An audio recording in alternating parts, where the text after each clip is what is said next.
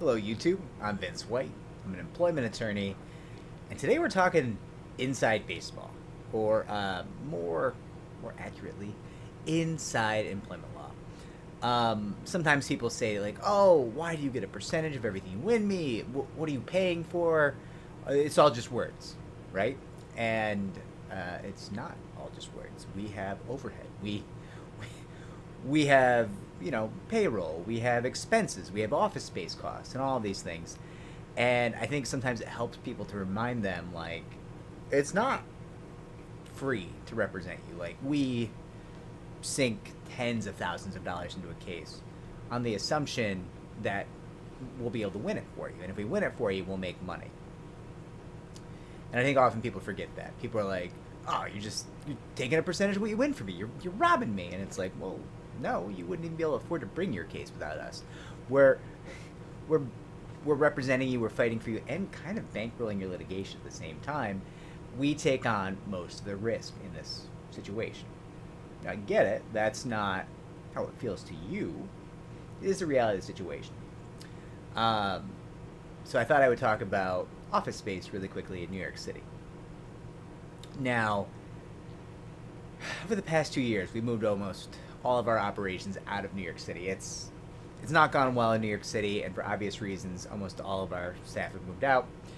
And we keep one. We used to have kind of like almost like half a floor in Manhattan, Midtown, and we just don't need that anymore. We got rid of that, and now we just have one office that we don't even use every day in the city for the few clients in New York City who still want to meet with us. That's very, very few who actually want to meet with us because New York City has become a city of children, essentially. Pretty much everybody who could get out of New York City over the age of 30 did so. There's not a lot of people left. I know I go through like my friends and I'll, God forbid I have a free night and I'm like, hey, who's around? And start texting people. Hey, you in the city? You in the city? You in the city? You want to hang out? Guys want to go to dinner? What do you want to do? Nobody's left. No, nobody over the age of 30 is left out of basically the people I know, except for like the few people who couldn't leave for a variety of reasons, like they work for the city, or they have to be in New York City to like watch the children, the 20-somethings, do their thing. I don't mean to insult 20-somethings between the ages of 20 and 30. I shouldn't call you a child, but I have repeatedly, and I probably will again, and I'm sorry. And it's really just a reflection of me feeling like an old person, an old man, essentially, right? So I hope you forgive me. I'll do better. I won't. So it's interesting because in New York City, when you have this city of 20-somethings, they don't ever really want to meet face to face. It's very common that demographic of people just wants to have a phone call or a Zoom and then execute a retainer remotely with a DocuSign. So there's really no value in us having a space to meet with clients in New York City anymore. Frankly, most of our, we're a national firm, so New York City is not that relevant to our practice anymore. But we do kind of want one office left, just so when one of us is in New York City, we have a place to work. And it's interesting because now our overtenant is going out of business, right? We're renting one office from a bigger company we have a relationship with, and unfortunately, they're a really big company, but it seems like they're wrapping up things. They didn't seem like they survived the pandemic, so we have to find a new place, which is a fascinating process, right? Like I'm going out and I'll talk to like commercial space brokers and people set in buildings that are office buildings that they're like the broker for the building, stuff like that. And there's two things that happen every single time I go to a building to look at space.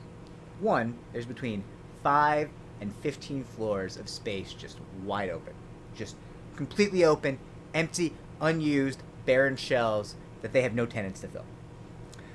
The second thing that is true of every single commercial office space I look at in New York City is that every single broker says, Market's really picking up. Yeah, you better get on this. I mean, this space could go real quick. Better watch out. Market's on a rebound. Sir, sir, ma'am. I'm looking at 15 floors of empty space in your building.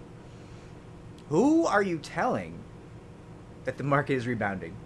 Who are you talking to? Are you talking to a person who isn't in New York?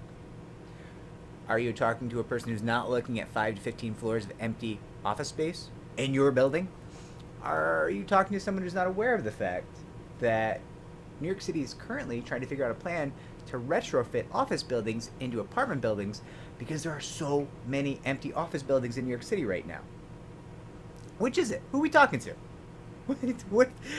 Yeah, you're right. I better pay what you ask, and I better hurry up, get my money in, or I won't get an office. Who are these? Who do these brokers think they're talking to?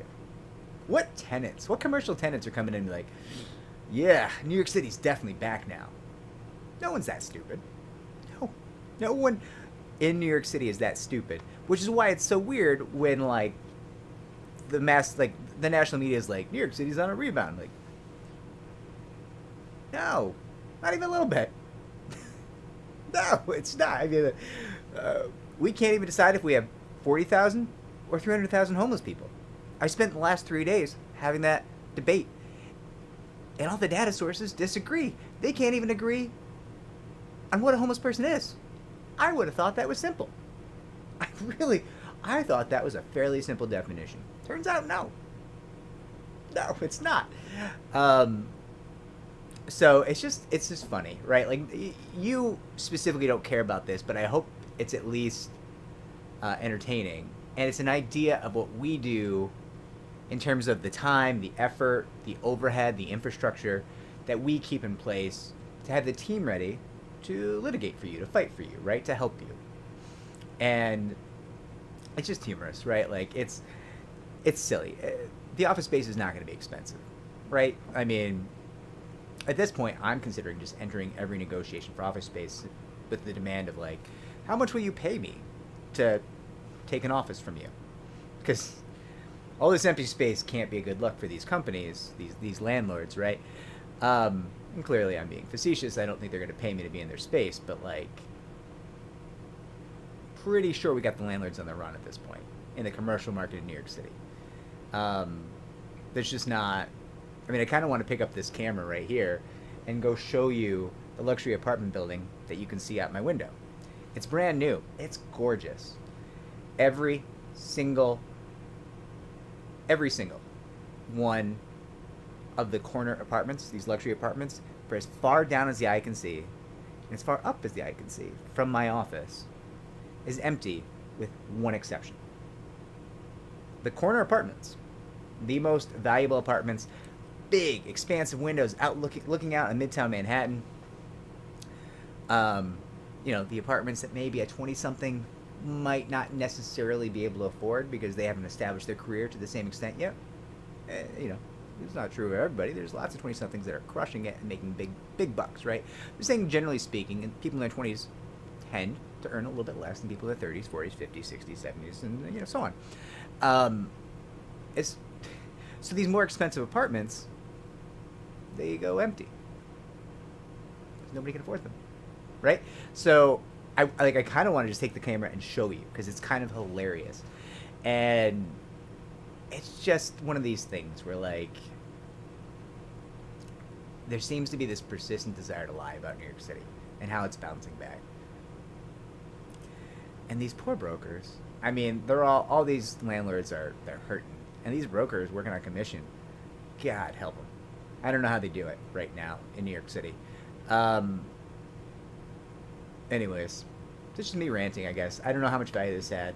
I hope it let you see a little bit inside our industry and, like, the nonsense, the petty stuff that we have to deal with. And I hope it was interesting in some way. Like and subscribe. It helps me to help more people just like you. Comment down below.